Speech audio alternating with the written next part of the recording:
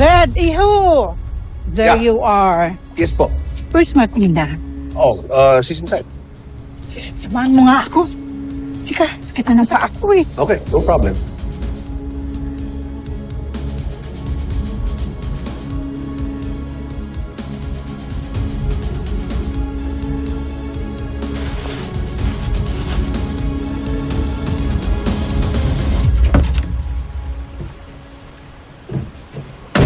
Oh, ano nangyari sa'yo, kuya? Tara na.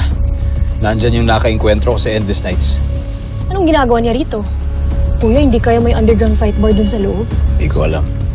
Pero tuwing nakikita ko yan, parang parating may illegal na nangyayari. Pero hindi na natin concern yan. Tara.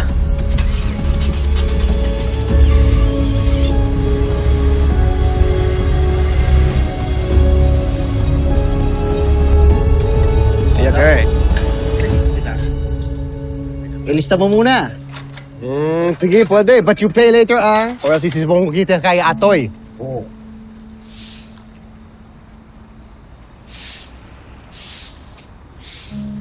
Sambo ko siya, Ikaw ikaw. yun, ah.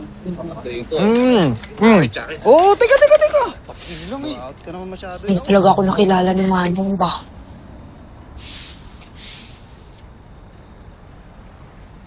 Sa bagay, nag-glow up din naman yung person. Diba, hindi na siya uhugin. Mas gumanda. Mas kuminis. Ay! Grabe, true Filipina beauty talaga yarn. Parang feel na feel mo naman yung sarili. Tama na. Out ka naman masyado eh. Ako muna.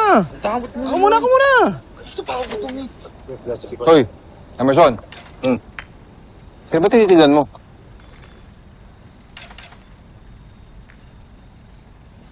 Tama na. Dandan.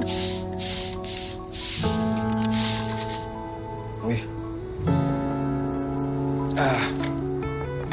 Hi, Tunet!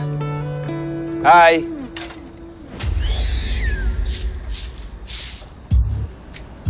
Alam nyo, chicks talaga yung bagong assistant ni Atoy, you know? Suplada lang eh. Pero di bale, bibigay din sa akin yan. Malapit na, Kap. Kaya mo yan, Kap. Konti na lang.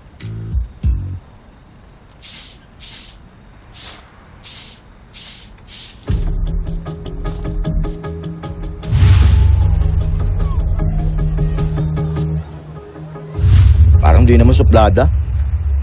Baka hindi ka lang type. Nakanang. Ako? Hindi type? Eh, sino naman? Si Raul? Eto? Oh. Pogi rin naman eh. Ikaw? Kabahan ka naman, Emerson. Lok ko. Munggo, bigyan mo ang kape to. Oo, sa litro. Itsura mo yan. Gising ka nga. Nakausap ko yung mga kasamahan niya sa shelter. Sabi nila magdamag daw sila naghahanda para sa event. Mukhang matibay yung palusot ng Jeff na yun. Nagpalabas na rin ng alert ang mga pulis. Pero sabi sa amin, baka nakipagtanan lang daw si Queenie. Hindi niya gagawin yun ato eh. Sabi kasi nung Jeff may boyfriend daw siya eh. Nakilala daw niya sa dating app. May... Alam ka ba dito? Wala na kasi yung regular bonding naming magkapatid. Na-promote kasi ako kaya lalong naging busy sa trabaho. Halos hindi na kami nag-uusap.